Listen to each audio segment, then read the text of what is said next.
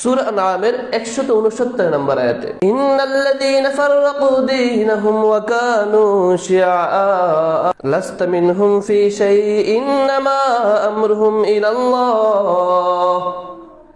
আল্লাহ রাব্বুল আলামিন বলেন, নিশ্চয়ই ইসলামকে যারা বিখণ্ডিত করেছে, ইসলামকে যারা বিখণ্ডিত করেছে, দলে দলে ভাগ করেছে, ইসলামকে যারা টুকরো টুকরো করে ফেলেছে, ইন্নাল্লাযীনা ফাররাকু দীনাহুম ওয়া কানু শিয়া, যারা ইসলামকে দলে দলে ভাগ করে ফেলেছে।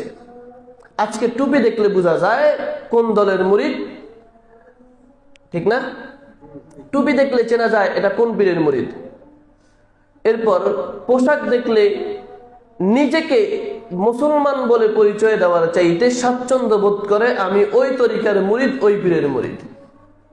আল্লাহ তাআলা তাদের সাথে সূরা আনআমের 169 নম্বর আয়াতে বলছেন, ইন্নাল্লাযীনা ফাররাকু দীনাহুম ওয়া কানু শিয়া ইন্নামা আমরুহুম ইলাল্লাহ। নিশ্চয়ই তাদের সাথে আল্লাহর কোনো সম্পর্ক নেই, তাদের সাথে আল্লাহ তাআলার কোনো সম্পর্ক নেই। আল্লাহ তাআলা তাদেরকে ছেড়ে দিয়েছেন। এই বান্দাগুলো আল্লাহ বলছেন তারা যা ইচ্ছা তা করতে পারবে, যা ইচ্ছা তা বলতে পারবে, যা ইচ্ছা তা মানতে পারবে। আল্লাহ তাআলা তাদের উপরে এমন ভাবে আল্লাহ তাআলা তাদেরকে ছেড়ে দিয়েছেন, ইচ্ছে করলে তারা যে কোনো মানুষকে সিজদা করতে পারবে, ইচ্ছে করলে যে কারো গোলাম হতে পারবে, ইচ্ছে করলে যে কারো কিছু চাইতে পারবে, ইচ্ছে করলে তারা মসজিদ মাদ্রাসা ভাঙতে পারবে, ইচ্ছে করলে শত্রুতা পোষণ করতে পারবে, যা কিছু করতে পারবে। কিন্তু মহান রব একটি জাতিকে নির্বাচন করেছেন, একটি জাতিকে মহান রব নির্বাচন করেছেন, কুনতুম খায়রা উম্মাতিন উখরিজাত লিন-নাস তা'মুরুনা বিল মা'রুফ ওয়া তানহাউনা আনিল মুনকার। যুগে যুগে একটা দল থাকবে, আল্লাহ তাআলা তাদেরকে দায়িত্ব দিয়েছেন, তাদেরকে বাছাই করেছেন, তারা জাতিকে সৎ পথের দিকে, ভালো কাজের দিকে যেমন আহ্বান করবে, খারাপ কাজ থেকে বিরত থাকার জন্য বাধা প্রদান করবে। আর ওই জাতিকে তো আল্লাহ তাআলা ছেড়ে দিয়েছেন যারা যা ইচ্ছা তা করবে তারা। কিন্তু ওই গোলামগুলো যাদেরকে আল্লাহ তাআলা সূরা মাইদার 3 নম্বর আয়াত দিয়ে নির্বাচন করেছেন হেদায়েতের জন্য, দামি নেয়ামত দান করেছেন, এরা নিজের ইচ্ছা মতো কিছু করতে পারবে না। গরদান নেহাদান ওয়াতান, আল্লাহ তাআলার কাছে মাথা নত করে দিয়েছে। আল্লাহ যা করতে বলেছেন তা করবে, রাসূল যা করতে বলেছেন তা করবে, কোরআন হাদিসের বাইরে একটা কদমও ফেলবে না। আল্লাহ তাআলা আমাদেরকে সেই দলে কবুল করুন, আল্লাহুম্মা আমিন। মতানৈক্যের যে বিষয়টা, আজকে দলে দলে ভাগ হয়ে গেছে, বিভিন্ন দল উপদল, সবাই নিজেকে হক মনে করছে। এই মতানৈক্যের সৃষ্টি থেকে মতানৈক্য সাহাবায়ে কেরামদের যুগে ছিল, কিন্তু সেই মতানৈক্য ছিল খুবই সুন্দর। ইমাম আহমদ ইবনে হাম্বল রাহিমাহুল্লাহ তিনি ইলামুল মুওয়াক্কিনের প্রথম খণ্ডে 23 থেকে 26 নম্বর পৃষ্ঠায় ইবনুল কাইয়্যিম রাহিমাহুল্লাহ তার বরাতে নকল করেছেন, সাহাবীদের যুগে মতানৈক্য ছিল। সাহাবী কয়েক প্রকার রয়েছে, 3 প্রকার সাহাবীর বর্ণনা পাওয়া যায় বেশ কিছু জায়গায়, অনেক জায়গায় 5 প্রকার সাহাবীর কথা আছে। এক প্রকার সাহাবী ছিলেন যারা রাসূলুল্লাহ সাল্লাল্লাহু আলাইহি সাল্লামের নবুয়তের পূর্বেও, নবুয়তের পরেও এবং নবুয়ত থেকে মৃত্যু পর্যন্ত রাসূলের কাছে ছিলেন, যেমন 4 খলিফা সহ আরো বেশ কিছু সাহাবী। এক প্রকার সাহাবী যারা মদিনার জিন্দেগিতে মুসলমান হয়েছেন, আরেক প্রকার সাহাবী যারা মক্কার জীবনে মুসলমান হয়েছেন। আর বিশেষ সাহাবী যারা বিভিন্ন দূর দূরান্ত থেকে এসে রাসূলের কাছে কালেমা পড়ে আসহাবে সুফফায় কয়েকদিন পড়াশোনা করে মোটামুটি যতটুকু একজন মানুষের জন্য দরকার ইসলাম শিখে দাওয়াতি কাজে বের হয়ে গেছেন। তো 3 প্রকার সাহাবী আমরা পেলাম, এর বাইরে অনেক প্রকার রয়েছে। তো যারা যতটুকু ইসলাম শিখার দরকার শিখে দাওয়াতি কাজে বের হয়ে গেছেন, মক্কার জীবনে কেউ ইসলাম শিখে দাওয়াতি কাজে বের হয়ে গেছেন, মদিনার জীবনে ইসলাম শিখে দাওয়াতি কাজে বের হয়ে গেছেন। আর বিশেষ যে সাহাবী যারা প্রথম থেকে শেষ পর্যন্ত রাসূলের সাথে ছিলেন, এদের মর্যাদা সবচেয়ে বেশি, ঠিক না? এরা রাসূলকে সব থেকে বেশি দেখেছেন। আমাদের রাসূল তো আর এমন নয় যে আজকে এক কথা বলেছেন 10 বছর পর এক কথা বলবেন, এমন কোনো কথা বলার কোনো সুযোগ নেই। সুতরাং রাসূলকে সাল্লাল্লাহু আলাইহি ওয়াসাল্লামকে যারা সব থেকে বেশি কাছে দেখেছেন, 4 খলিফা সহ আরো অনেক সাহাবী আছে, আবু হুরায়রা রাদিয়াল্লাহু তাআলা আনহু যদিও শেষ যুগে এসে প্রিয় নবী সাল্লাল্লাহু আলাইহি ওয়াসাল্লামের কাছে মুসলমান হয়েছেন, কিন্তু মুসলমান হওয়ার পর থেকে মৃত্যু পর্যন্ত রাসূলের সাথেই ছিলেন। সুবহানাল্লাহ। তো সাহাবী অনেক প্রকার রয়েছে। মতনৈক্যের যে বিষয়টা, এক এক প্রকার সাহাবী এক এক রকম ইলম শিখেছেন। আশা করি বুঝতে পেরেছেন। সাহাবী কেরামদের শানে সামান্য পরিমাণ কুণ্ঠাবোধ হোক, সংকীর্ণতা আসুক, এমন কোন ওয়ার্ড আমরা ব্যবহার করব না। সব সাহাবী জান্নাত প্রাপ্ত, হেদায়েত প্রাপ্ত, নাজাত প্রাপ্ত। তো সাহাবাই কেরামদের মধ্যে কয়েকটা ভাগ বললাম। এবার মতনৈক্যের যে বিষয়টা, যে যতটুকু জানতেন ততটুকু আমল করতেন, যে হাদিসটা শুনেছেন প্রচার করতেন। একজন সাহাবী একটা হাদিস শুনেছেন, অন্য সাহাবী শুনেন নাই, তিনি যেটা শুনেছেন এটা বলতেন, যেহেতু বাল্লিগু আন্নী ওয়ালাউ আয়া। এই সাহাবী পরবর্তীতে যেটা শুনেছেন হয়তো মতানৈক্য আসতো, সমস্যা সমাধান হলে রাসূলের কাছে চলে যেতেন। সেই সুযোগ না থাকলে নিজের মতের উপর আমল করতেন। কিন্তু কখনো দ্বন্দ্ব ছিল, কথা বুঝেন নাই, কখনো দ্বন্দ্ব ছিল না। সাহাবাই কেরাম কখনো দ্বন্দ্ব করতেন না। সেই মতানৈক্য এনে এখনকার যুগে এটাকে বিশাল দ্বন্দ্ব করে নিজেদেরকে একমাত্র হকের কাণ্ডারি মনে করে, আর সবাইকে ইহুদি খ্রিস্টানদের দালাল বানিয়ে দিয়ে তাদের মসজিদ মাদ্রাসাগুলোকে লম্বা টুপি আর পাঞ্জাবি দাড়ি পরে মসজিদ মাদ্রাসা ভাঙার নেতৃত্ব যারা দেয়, এরা লম্বা টুপিওয়ালা দাড়িওয়ালা হতে পারে, এদের গায়ে লম্বা পাঞ্জাবি থাকতে পারে, এরা বড় পীরের বড় পীরের অনুসারী হতে পারে, কুশ্চিন কারো মুসলমান হতে পারে না। যারা মসজিদ ভাঙার নেতৃত্ব দেয়, যারা আহলুল হাদিস সালাফিদেরকে যুগের পর যুগ, বছরের পর এই দেশে কোণঠাসা করতে চায়, আহলুল হাদিসদের দাওয়াত বন্ধ করে দিতে চায়, এই দেশে একপাক্ষিক ধর্মকে নির্বাচন করে যে ধর্ম মতবাদ প্রতিষ্ঠা করতে চায়, তাদের জন্য আহ্বান হলো, আহলুল হাদিস এসেছে সাহাবাই কেরাম তাবেঈনদের দাওয়াত নিয়ে, আহলে হাদিস এসেছে কোরআন সুন্নাহর দাওয়াত নিয়ে। এই দেশে মাসরিক থেকে মাগরিব পর্যন্ত পৃথিবীর এক প্রান্ত থেকে অন্য প্রান্তে তাওহীদের পতাকা উঠেছে, তাওহীদের পতাকা উঠবে, তাওহীদের দাওয়াত পৌঁছাবে। তোমরা যদি একটা মসজিদ নয়, হাজার মসজিদ মাদ্রাসা ভাঙতে পারো, তাওহীদের আওয়াজকে বন্ধ করতে পারবা? আল্লাহ তাআলা বলেছেন, ইউরিদুনা লিইউতফিউ নূরাল্লাহি বিআফওয়াহিহিম ওয়াল্লাহু মুতিম্মু নূরিহি ওয়ালাউ কারিহাল কাফিরুন। এরা তো হেদায়েতের নূরকে প্রজ্বলিত তারকাকে বন্ধ করে দিতে চায়, হেদায়েতের আলোকে নিভিয়ে দিতে চায়। কারণ এরা জানে না হেদায়েতের দায়িত্ব, হেদায়েতের আলোর দায়িত্ব একমাত্র মহান রবের কাছে। এরা হয়তো মোমবাতির আলো মনে করে নিভিয়ে দিতে চায়, এরা মোমবাতির আলো নিভিয়ে দিতে পারবে, সূর্যের আলোকে নিভিয়ে দিতে পারবে না, ঠিক কিনা? তাওহীদের দাওয়াত উঠেছে। আজ থেকে 10 বছর আগে এই দেশে আহলে হাদিসদের যতগুলো মসজিদ ছিল, এখন মসজিদের সংখ্যা কম না বেশি? যতগুলো মাদ্রাসা ছিল এখন কম না বেশি? আরে যুগ যুগে 400 হিজরি থেকে শুরু করে এই পর্যন্ত ভারত উপমহাদেশে মদিনার ইসলাম চলবে না বলে যারা স্লোগান দিয়েছে, ভারত উপমহাদেশে মদিনার ইসলাম প্রতিষ্ঠা করতে দিবে না বলে যারা স্লোগান দিয়েছে, 400 হিজরি থেকে এই পর্যন্ত আজকে প্রায় 800 থেকে 1000 বছর পর্যন্ত হয়তো তারা তাদের ষড়যন্ত্র অটল অবিচল আছে, ষড়যন্ত্রের কৌশল চেঞ্জ করেছে, কিন্তু এই দেশে কোরআন সহিহ সুন্নাহর দাওয়াত বন্ধ করতে পারে নাই। হয়তো কেউ ক্ষতিগ্রস্ত হয়েছে, হয়তো কেউ জীবন দিয়েছে, কেউ ঘর ছাড়া হয়েছে, বাড়ি ছাড়া হয়েছে, সাময়িক ক্ষতিগ্রস্ত হয়েছে, কিন্তু বিজয়ের দায়িত্ব যিনি, একজন চূড়ান্ত বিজয় যিনি দিবেন, আল্লাহ রাব্বুল আলামিন সূরা মায়েদার 67 নম্বর আয়াতে বলেন, ইয়া আইয়ুহার রাসূল বাল্লিগ মা উনজিলা ইলাইকা মির রাব্বিক ওয়া ইল্লাম তাফআল ফামা বাল্লাগতা রিসালাতা ওয়াল্লাহু ইয়াসিমুকা মিনান নাস। আল্লাহু ইয়াসিমুকা মিনান নাস, যে পয়গম্বর আপনি তাবলীগ করেন, আপনি দাওয়াত দেন, যদি আপনি দাওয়াত না দেন তাহলে রিসালাতের দায়িত্ব আপনি পরিপূর্ণ পালন করেন নাই।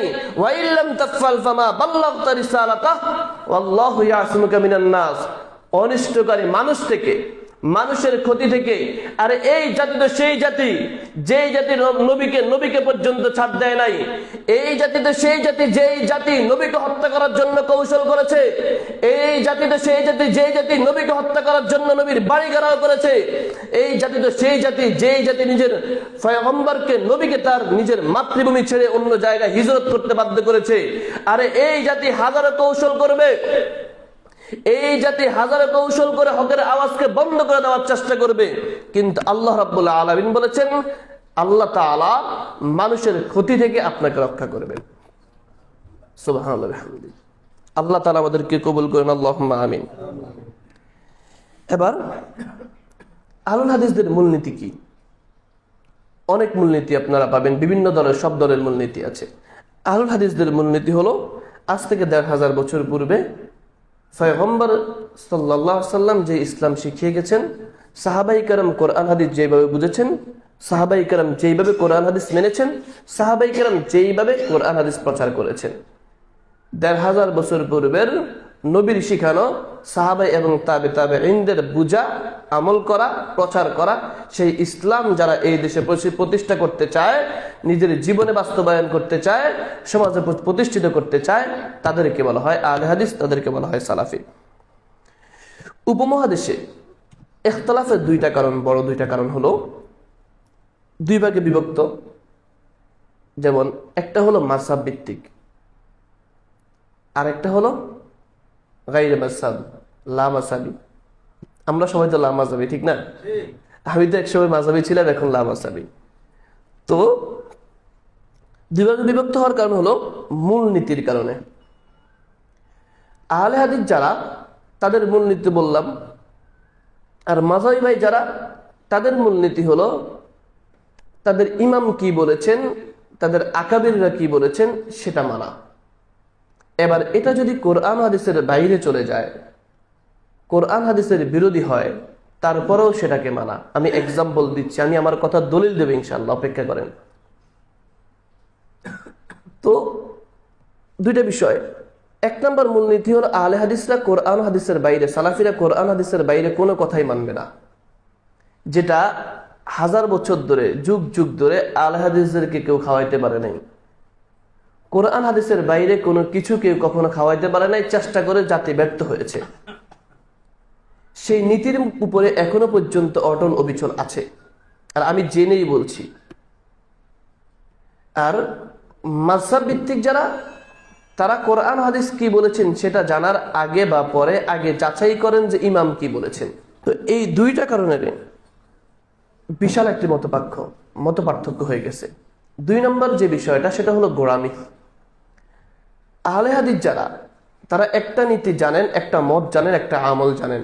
যদি কখনো এর সপক্ষে বা এর বিরোধী কোনো মত কোরআন হাদিস দ্বারা সাব্যস্ত হয়, বুঝতে হবে একটা আমল আমরা অনেক বছর ধরে করছি, এমন কোন সহিহ হাদিস যদি সামনে চলে আসে যে আমার আমল বিরোধী, গরদান নেহাদান ওয়াতান, সাথে সাথে মাথা নত করতে হবে যে হাদিস সহিহ, এটাই মানতে হবে। এটা হলো আহলে হাদিসদের মূলনীতি। আর মাযহাবী ভাইদের মূলনীতি হলো কোরআন হাদিস থাকুক বা না থাকুক, যাই থাকুক, আমার ইমাম, মাযহাবের কিতাবে কি আছে, ইমাম কি বলছে সেটা মানতে হবে। এই যে গোঁড়ামির কারণে যুগ যুগ ধরে বিশাল একটা ব্যবধান আর অনেক দূরে চলে গেছে। আল্লাহ তাআলা হেদায়েত করুক, জোরে বলেন আমিন। হানাফিদের 1 নম্বর দলিল, ইমাম আবু হানিফা রাহিমাহুল্লাহ এবং তার 2 ছাত্রের চিন্তা চেতনা হলো আল কওলুল মুফিদ ফি আদিল্লাতিল ইজতিহাদ ওয়াত তাকলিদ। এই কিতাবের 23 নম্বর পৃষ্ঠায় ইমাম আবু হানিফাকে যখন জিজ্ঞাসা করা হলো যে আপনার কোনো বক্তব্য যদি ইযা কুলতা কওলান ও কিতাবুল্লাহ ইউখালিফুহু, অর্থাৎ আপনার কোনো বক্তব্য যদি কোরআন হাদিসের বিরোধী হয়ে যায়, তখন আমি কি করব? ফালা উতরিকু কওলি বিকিতাবিল্লাহ, তিনি বলেছেন ফালা উতরিকু কওলি, তখন কোনো কথা নেই, কোরআন হাদিসের দিকে চলে যাও। সুবহানাল্লাহ বিহামদিহি। এরপরে জিজ্ঞাসা করেছে ফাকিলা লাহু ইযা কানা খবরুর রাসূল ইউখালিফুহু, যখন আপনার কোনো বক্তব্য নবী সাল্লাল্লাহু আলাইহি সাল্লামের বিরোধী হয়ে যায়, তখন আমরা কি করব? তিনি বলেছেন ক্বালা উতরিকু কওলি বিখবরি রাসূলিল্লাহ, তখন আমার মন্তব্য ছেড়ে রাসূল করিম সাল্লাল্লাহু আলাইহি সাল্লামের মতকে প্রাধান্য দাও, সেটা মানো। এরপরে ফাকিলা লাহু ইযা কানা কওলান আস-সাহিবি ইউখালিফুহু, অর্থাৎ আপনার কোনো বক্তব্য যদি সাহাবায়ে কেরামদের আমলের বিরোধী হয়ে যায়, তখন আমরা কি করব? তখন তিনি বলেছেন ফাকালা উতরিকু কওলি বিকওল, তখন আমার বক্তব্যকে ছুঁড়ে ফেলে দাও, সাহাবায়ে কেরামদের আমল যেটা, মত যেটা, সেটা মানো। সুবহানাল্লাহ বলবেন না? তাহলে আবু হানিফা রাহিমাহুল্লাহ এই জায়গায় নিষ্পাপ, কারণ তার বক্তব্য স্পষ্ট। সমস্যা সমস্যা তো আবু হানিফাকে নিয়ে না, আমরা অনেকে আবু হানিফাকে গালি দেই, সমস্যা আবু হানিফাকে নিয়ে না। সমস্যা হলো আবু হানিফা তার জায়গায় তো অনড়, কিন্তু আবু হানিফার নাম দিয়ে আবু হানিফা তো বলেছেন আমার বক্তব্য কোরআন বিরোধী হলে আমার বক্তব্য ছুঁড়ে ফেলে দাও, আমার বক্তব্য রাসূলের বিরোধী হলে আমার বক্তব্য ছুঁড়ে দাও, আমার বক্তব্য যদি সাহাবাই কেরাম বিরোধী হয় আমার বক্তব্য ছুঁড়ে ফেলে দিয়ে সাহাবাই কেরামের বক্তব্য মানো, রাসূলের বক্তব্য মানো। সুতরাং একজন ইমাম তার জায়গা থেকে সে তো সঠিক, কিন্তু সমস্যা হলো এই যুগের ওই মাযহাবী ভাইদের বেলায় তারা বলে ইমাম আবু হানিফার বিরোধী, ইমাম আবু হানিফাকে দোহাই দিয়ে, ইমাম আবু হানিফার দোহাই দিয়ে কোরআন হাদিসের বিরোধী যত বক্তব্য আছে, হাদিস বিরোধী যত বক্তব্য আছে, সাহাবাই কেরামের আমল বিরোধী যত বক্তব্য আছে, শুধুমাত্র গোড়ামির কারণে কোরআন হাদিস বাদ দিয়ে নিজেদের মতের উপরে, নিজেদের আমলের উপরে যুগ যুগ ধরে আমল করছে। আল্লাহ তাআলা হেদায়েত করুন, জোরে বলেন আমিন। এই গোড়ামি থেকে আমাদের ভাইদেরকে আল্লাহ তাআলা ফিরে আসার তৌফিক দান করুন, আল্লাহুম্মা আমিন। ইমাম আবু হানিফা রাহিমাহুল্লাহর ছাত্র আবু ইউসুফ, ওনার নাম হলো ইয়াকুব, আবু ইউসুফ বলা হয়, ওনার ছেলের নাম ইউসুফ, এই জন্য আবু ইউসুফ বলা হয়। আল ইনতিকা ফি ফাযাইলিস সালসাতিন আইম্মাতিল ফুকহা ইবনে আব্দুল বারের এই কিতাবের 145 নম্বর পৃষ্ঠায় তিনি বলেছেন, আমার সকল কথা, ইমাম আবু হানিফা রাহিমাহুল্লাহ তার ছাত্রকে বলেছেন আমার সকল কথা লিখো না, কারণ লা কিতাবু আলা কুল্লি মা আকুলু, যে আমি আজকে এক কথা বলছি আমার সকল কথা লেখার দরকার নাই, কারণ ফাইন্নানা বাশারুন নাকুলু কওল, অর্থাৎ আমি মানুষ, আমার ভুল হতে পারে। আল ইয়াউমা তুরজা, যে আমি আজকে এক কথা বলছি আবার কালকে আরেক কথা বলবো, সুতরাং আমার সকল বক্তব্য লেখার দরকার নেই। এই কথা বলার উদ্দেশ্য হলো আবু হানিফা রাহিমাহুল্লাহ তার বক্তব্য লিখতে নিষেধ করেছেন। আসেন, ইমাম আবু হানিফা রাহিমাহুল্লাহ পৃথিবীর সব মুফতিদের উদ্দেশ্যে আজকে যারা ইমাম আবু হানিফার দোহাই দিয়ে সমাজে বছরের পর বছর ফিতনা সৃষ্টি করছেন, কোরআন হাদিস বিরোধী বক্তব্য দিয়ে নিজেদেরকে জাহের এবং নিজেদের আমল সাব্যস্ত করার চেষ্টা করছেন, তাদের জন্য ইমাম আবু হানিফার একটা বক্তব্য আছে। আল মিজানুল কুবরা লিশ-শা'রানির 38 নম্বর পৃষ্ঠায় ইমাম আবু হানিফা রাহিমাহুল্লাহ বলছেন, হারামাল্লাহু আলা মান লাম ইয়ারিফ দলিলি আই ইফতি বিকাউলি, অর্থাৎ আমার বক্তব্য দিয়ে ওই ব্যক্তির জন্য, ওই মুফতির জন্য, ওই আলেমের জন্য ততক্ষণ পর্যন্ত ফতোয়া দেওয়া জায়েজ নেই যতক্ষণ পর্যন্ত এর দলিল না জানে। অর্থাৎ আমি কোন হাদিসের রেফারেন্সে, কোন কোরআনের আয়াতের রেফারেন্সে এই কথা বলেছি, আগে দলিল জানতে হবে। আর আমাদের ভাইয়েরা বলে দলিলের দরকার নাই, কথা বলেন ঠিক কিনা? এক বক্তা তো বলেই ফেলছে তারাবি 20 রাকাত 8 রাকাত যারা তারাবি পড়ে না তাদের তারাবি হয় না, কোনো দলিল লাগবে না, দলিল রাখো, দলিল আমি দলিল নাকি নিয়েছে, অথচ বক্তার নাম বলার দরকার নেই। ওরা কি ওনার একা বক্তব্য? উনি তো মিডিয়ার সামনে বলেছেন, সবার বক্তব্য তো এমন, ওনার মতো হাজার হাজার সবার বক্তব্য আমি জানি, কারণ আমি সেখান থেকে আসছি, আমরা জেনে আসছি, ঠিক না? আমি তো বছরের পর বছর সেখানে ছিলাম, পড়াশোনা করেছি। ইভেন হানাফিদের পক্ষ থেকে আলাদিসদের আলেমদের সাথে কত বাহাস করেছি আমি, মাদানী আলেমদের সাথেও বাহাস হয়েছে, বাংলাদেশে শত শত বাহাসে অংশগ্রহণ করেছি, সামনে পিছনে নেতৃত্ব দিয়েছি, কত আলে হাদিস, কত বক্তাদের মাহফিল বন্ধ করেছি, কত মসজিদ মাদ্রাসা ভাঙার প্রত্যক্ষ পরোক্ষভাবে নেতৃত্ব দিয়েছি। ভুল ধরার জন্য আলে হাদিসদের ইখতিলাফি প্রায় 800-র উপরে কিতাব সংগ্রহ করে পড়েছি। আমার কাছে আহলে হাদিসদের এখন অনেক কিতাব রয়েছে, আগে প্রায় 800-র মতো কিতাব ছিল। এটা এই যুগের আহলে হাদিসদের না, এই কথা এই জন্য বলছি। আহলে হাদিস সালাফি, সালাফ যারা, আমাদের এই সালাফের এই পথটা কিন্তু সঠিক পথ। আমরা যেহেতু অনুসরণ করি সালাফদের, যদি এখন এসে কিছু মতনৈক্য দেখা দিয়েছে, আমাদের এই পথটা সঠিক, কিন্তু যোগে যোগে বিভ্রান্ত জাতি কিছু কিছু ভাই হয়তো শয়তানের ধোকায় পড়ে বিভিন্ন কথা বলছেন, কিন্তু আমরা সেই সালাফি, যেই সালাফি হযরত আবু বকর সিদ্দিক রাদিয়াল্লাহু তাআলা আনহু, যেই সালাফি হযরত ওমর বিন খাত্তাব রাদিয়াল্লাহু তাআলা আনহু, ওই সালাফ অনুসরণ করি। সুতরাং আমাদের পথটা সঠিক, মত সঠিক, সবকিছু সঠিক। আল্লাহ তাআলা সেই পথে আমাদেরকে পরিচালিত হওয়ার তৌফিক দান করুন, আল্লাহুম্মা আমিন। আসেন, ইমাম আবু হানিফা আরো বলেছেন, রদ্দুল মুহতারের ইবনে আবিদিনের প্রথম খণ্ডে 48 নম্বর পৃষ্ঠায় দারুল ফিকরের 1966 হিজরিতে প্রকাশিত হয়েছে। তিনি বলেছেন, ইযা সাহাল হাদিস ফাহুয়া মাযহাবি, অর্থাৎ পৃথিবীর সকল সহিহ হাদিস আমার মাযহাব। এই বক্তব্যগুলো এই জন্য বললাম যে ইমাম আবু হানিফা রাহিমাহুল্লাহ কখনো বলেন নাই যে আমার বক্তব্য যদি কোরআন হাদিস বিরোধী হয়ে যায় তাহলে আমার বক্তব্য মানো। কিন্তু আমাদের ভাইয়েরা এতটা সত্ত্বেও ইমাম আবু হানিফাকে এত পছন্দ করেন যে ওনার বক্তব্যই মানতে হবে। এমন শত শত বক্তব্য আছে যেগুলো কোরআন হাদিস বিরোধী, আমরা একটু পরেই বলছি। এমন অসংখ্য বক্তব্য আছে কোরআন হাদিস বিরোধী, কোরআন হাদিস তাদের সামনে স্পষ্ট হওয়ার পরেও যারা কোরআন হাদিসকে বিদ্যাঙ্গুলি দেখায়, যারা কোরআন হাদিসকে বিদ্যাঙ্গুলি দেখে নিজেদের বড় হুজুরের বক্তব্য মানে, নিজেদের গোড়ামির কারণে, নিজেদের মাযহাব টিকিয়ে রাখার কারণে পৃথিবীর সবাইকে বাতিল মনে করে কেউ যদি স্বাধীনভাবে কোরআন হাদিস মানতে চায় তাদের স্বাধীনতায় হস্তক্ষেপ করে, কেউ যদি স্বাধীনভাবে কোরআন হাদিসের কথা বলতে চায় তাদের স্বাধীনতায় হস্তক্ষেপ করে। অথচ তাদের ইমাম বলে গেছেন ইযা সাহাল হাদিস ফাহুয়া মাযহাবি, এত প্রমাণ দলিল থাকার পরেও যারা দলিল না মানে, নিজেদেরকে একমাত্র দলিলের কান্ডারি মনে করে, এরা অনেক বড় ইমাম হতে পারে, অনেক বড় টুপিওয়ালা হতে পারে, আদতে এরা প্রকৃত মুসলমান এখনো পর্যন্ত হতে পারে নাই। আল্লাহ তাআলা এই বিভ্রান্ত জাতি থেকে আমাদেরকে হেফাজত করুন, আল্লাহুম্মা আমিন। এবার আমরা কিছু বিষাদগারের তথ্য জানি।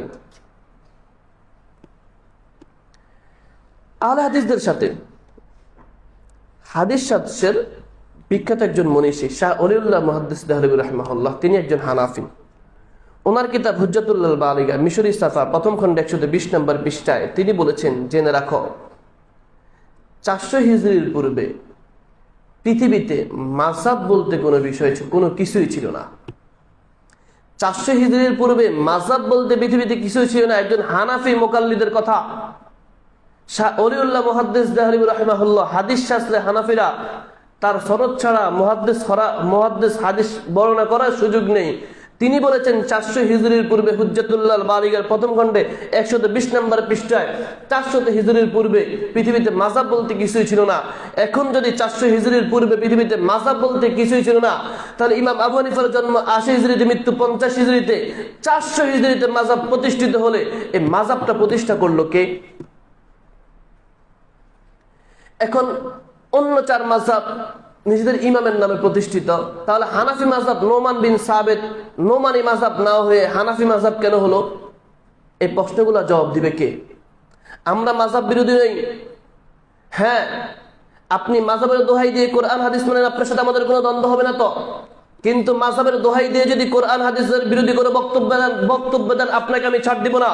আর মাযহাবের দোহাই দিয়ে যারা কোরআন হাদিস মানতে চায় তাদের বিরোধিতা করবেন, তাহলে আপনার বিরুদ্ধে আমি কথা বলবোই।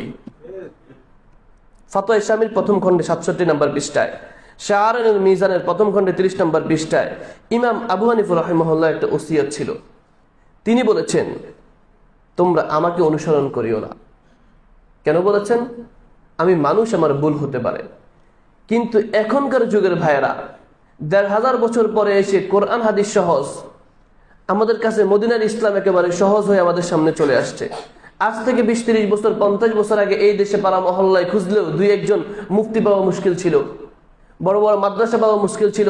তার মানে তখনকার যুগে যারা আলেম ছিল তারা ভুল করেছেন না, তারা ভুল করেন না এটা বলবো না, তাদের কাছে তেমন কোরআন হাদিস তেমন ভাবে পৌঁছায় নাই, গবেষণার দ্বার এত উন্মুক্ত ছিল না। আর মাযহাব কেন্দ্রিক তারা বছরের পর বছর, 1000 বছর ধরে এই দেশে ইসলামকে একপাক্ষিক কোণঠাসা করে রেখেছে। তাদের কিতাবগুলোকে তারা বাংলা করে নাই, কিতাবগুলো তাদের আরবি ভাষায় রেখেছে, কারণ এই দেশের মানুষ আরবি জানতো না। এই দেশের মানুষ আরবি জানতো না, এই জন্য তাদের কিতাবগুলোকে তারা বাংলা করে নাই, আরবি রেখে এই দেশের মানুষকে বছরের পর বছর ধোঁকা দিয়েছে। ইভেন এই দেশের মানুষের সাথে আরবদের সাথে সম্পর্ক তত গভীর ছিল না, সহজ ছিল না। এই জন্য আরবের ইসলাম এই দেশে চলবে না বলে স্লোগান দিয়েছে। আর যাচাই বাছাইয়ের সুযোগ ছিল না, কারণ মানুষ কোরআন হাদিস এত বেশি বুঝতো না। এখন যেহেতু সহজ, আপনি একটা হাদিসের নাম্বার বললেন, আপনি সার্চ করে এটা বের করে জানলেন যে সঠিক বলেছেন না মিথ্যা বলেছেন। এটা আজ থেকে 20-50 বছর আগে সহজ ছিল না। এই জন্য মাযহাবের দোহাই দিয়ে এই জাতিকে বছরের পর বছর ব্যক্তির গোলাম বানিয়ে রাখা সহজ হয়েছে।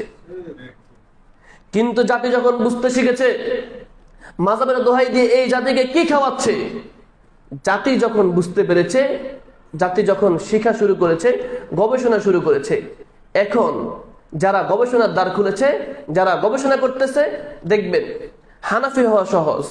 বাপদাদার ধর্মের উপরে অটল থাকলে হানাফি হওয়া সহজ। বাপদাদার ধর্ম মানলেই চলে, মন গড়া ইসলাম মানলে আপনি হানাফি। কিন্তু আপনি যখন সালাফি হতে যাবেন, আহলে হাদিস হতে যাবেন, আপনাকে পড়াশোনা করে জেনে এরপরে আহলে হাদিস হতে হবে। কথা বলেন ঠিক কিনা? আপনি দেখবেন হানাফি বহুত আলেম আছে, ওরা ঠিক মতো নামাজ পড়ছে, সালাত পড়ছে, সালাতের দলিল গুলো পর্যন্ত জানে না। আর আমি জানি দলিল জানে না। আর সালাফি অনেক অনুসারী আছে, মাদ্রাসায় জীবনে কখনো পড়াশোনা করে নাই, কিন্তু পটপট করে আরবি বলতে না পারলেও দলিল বলে দিতে পারবে। এটা হলো সালাফিদের সবচেয়ে বড় আলহামদুলিল্লাহ আল্লাহ প্রদত্ত একটি নিয়ামত, কারণ ওরা দলিল জানে, ওরা জেনে শুনে সালাফি হয়। অন্ধত্বের জীবনকে বরণ না করে যারা কোরআন হাদিস জেনে শুনে মানতে চায়, যারা কোরআন হাদিস জানে, দলিল জানে, গবেষণা করে, তারা এই জাতির শ্রেষ্ঠ সন্তান। আল্লাহ তাআলা তাদেরকে কবুল করুক, জোরে বলেন আমিন। সূরা আনআমের 116 নম্বর আয়াতে আল্লাহ তাআলা বলছেন, وَإِن تُطِعْ أَكْثَرَ مَن فِي الْأَرْضِ يُضِلُّوكَ عَن سَبِيلِ اللَّهِ إِن يَتَّبِعُونَ إِلَّا الظَّنَّ وَإِنْ هُمْ إِلَّا يَخْرُصُونَ। আল্লাহ তাআলা বলছেন, আপনি যদি দুনিয়ার অধিকাংশ মানুষের অনুসরণ করেন, অর্থাৎ একটি দলে আপনি মনে করছেন যে ওই দলে বিশাল অনুসারী দেখে, অনেক মানুষ দেখে যদি আপনি তাদেরকে অনুসরণ করেন, তাহলে আল্লাহ তাআলা বলছেন হকের পথ থেকে আপনি বিচ্যুত হয়ে যাবেন। জনসংখ্যা দেখে ইসলাম মানা জায়েজ নেই, জনসংখ্যা দেখে ইসলাম মানতে আল্লাহ তাআলা নিষেধ করেছেন, মন গড়া ইসলাম মানতে আল্লাহ নিষেধ করেছেন। জেনে শুনে গবেষণা করে কোরআন হাদিস আপনি যেই আমলটা করছেন, আমি প্রত্যেকটা মানুষকে আপনাকে দায়িত্ব দিয়ে গেলাম, আপনার বিবেকের কাছে বিবেকের দ্বারটা খোলেন। যেই নামাজটা, যেই সালাতটা আপনি দৈনিক 5 বার পড়ছেন, এই সালাতের দলিলগুলো আপনি জানেন। মা বোনদেরকে বলবো, এখন তো ইসলাম মানা সহজ, বাংলা কিতাব রয়েছে, আর মোবাইলেও তালাশ করলে আপনি পাবেন। এখন ইসলাম মানা সহজ, যেই সালাতটা আপনি পড়ছেন আপনি দেখেন হাদিসের সাথে মিলিয়ে। আহলে হাদিসদের সালাত যদি A to Z পর্যন্ত কোরআন হাদিস সম্মত হয় আপনি মানেন, হানাফিদের সালাত যদি A to Z পর্যন্ত কোরআন হাদিস সম্মত হয় আপনি মানেন। কিন্তু আসমানের নিচে আমি তো দায়িত্ব নিয়ে বলতে পারি, আসমানের নিচে জমিনের উপরে আহলে হাদিসদের সালাফিদের নামাজের ভুল যদি পৃথিবীতে কেউ ধরতে পারে, আল্লাহু আকবার, মহান রবকে সাক্ষী রেখে বলছি, এই দেশে আসমানের নিচে জমিনের উপরে 1500 বছর পূর্বে পয়গম্বরের রেখে যাওয়া ইসলাম এবং নামাজ যদি কেউ মানে, পরিপূর্ণ পয়গম্বরের অনুসরণে সুন্নতে সালাত যদি কেউ পড়ে, সেটা হলো আহলে হাদিসরা। এমন কোন মায়ের বেটার বাপের বেটার জন্ম হয় নাই যে আহলে হাদিসদের সালাতের ভুল ধরবে। প্রত্যেকটা আমল একটা নয় একাধিক হাদিস দ্বারা সাব্যস্ত। আর আমাদের হানাফি ভাইদের আল্লাহ মালুম, আল্লাহ তাআলা ভালো জানেন। আল্লাহ তাআলা হেদায়েত করুন, জোরে বলেন আমিন। তো মাযহাব তৈরি হয়েছে 400 হিজরির পরে, এর আগে অস্তিত্ব ছিল না। তো 400 হিজরির পূর্বে যারা এই মুসলমান ছিলেন, তারা তো পৃথিবীর যুগের সর্বশ্রেষ্ঠ মুসলমান ছিলেন। সাহাবী, তাবেঈরা ছিলেন, তাবেঈদের যুগ ছিল 350 হিজরি পর্যন্ত। তো তারা ইসলাম মেনেছেন কোন মাযহাবের ভিত্তিতে? তাদের যেহেতু ইসলাম মানতে মাযহাবের প্রয়োজন হয় নাই, তাদের যেহেতু কোরআন হাদিস মানতে মাযহাবের প্রয়োজন হয় নাই, আমরা তো তাদের অনুসরণকারী, সুতরাং আমাদের ইসলাম মানতে কোরআন হাদিসের বাইরে গিয়ে মাযহাবের প্রয়োজন নাই। কথা একেবারে সহজ। আল্লাহ তাআলা আমাদের সকলকে কবুল ও মনসুর করুন, আল্লাহুম্মা আমিন। এরপরে আসেন কিতাবুস সুন্নাহ, ইবনে আবি আসিমের 2 নম্বর খণ্ডে 436 নম্বর পৃষ্ঠায় 901 নম্বর হাদিসের বর্ণনা। হযরত আবু হুরায়রা রাদিয়াল্লাহু তাআলা আনহু হতে বর্ণিত, প্রিয় নবী সাল্লাল্লাহু আলাইহি সাল্লাম বলেন, যারা আমার প্রতিষ্ঠিত জামাত থেকে বের হয়ে যাবে, দল থেকে বের হয়ে যাবে, পয়গম্বরের শিখানো ইসলাম থেকে যারা বের হয়ে যাবে, তারা, রাসূল বলেছেন, তারা কাফের হয়ে মারা যাবে। আল্লাহ তাআলা হেদায়েত করে হেফাজত করেন, আল্লাহুম্মা আমিন। কিতাবুস সুন্নাহ 2 নম্বর খণ্ডে 502 নম্বর পৃষ্ঠায় 1053 নম্বর হাদিসের বর্ণনা। হযরত আবু যর গফার রাদিয়াল্লাহু তাআলা আনহু হতে বর্ণিত, প্রিয় নবী সাল্লাল্লাহু আলাইহি সাল্লাম বলেন, যারা আমার আহলে সুন্নাত ওয়াল জামাত থেকে বিচ্ছিন্ন হয়ে দল গঠন করবে, আমি তা আমার ভাইদেরকে বিনয়ের সাথে বলছি, আপনার নবী বলেছেন, আপনারা যদি শত্রুতা পোষণ করতে হয় নবীর সাথে করেন। কথা বলেন ঠিক কিনা? আপনার রাসূল বলে গেছেন, যারা রাসূলের শিখানো সেই দল থেকে বিচ্যুত হয়ে, যেই দলে সাহাবায়ে কেরাম ছিল, যেই দলে তাবেঈন ছিল, খায়রুল কুরুন ছিল, সেই দল থেকে বিচ্ছিন্ন হয়ে মাযহাবের নামে দোহাই দিয়ে দলে দলে ভাগ হয়ে যাবে। আপনার রাসূল বলেছেন, তারা ইসলাম থেকে খারিজ হয়ে যাবে। আল্লাহ তাআলা আমাদেরকে হেফাজত করে, জোরে বলেন আমিন। আল্লাহ রাব্বুল আলামিন পয়গম্বরের রাখা, শিখানো, বাতলানো সাহাবায়ে কেরামদের অনুসরণীয় সেই দল আমাদের সকলকে কবুল ও মঞ্জুর করুন, আল্লাহুম্মা আমিন।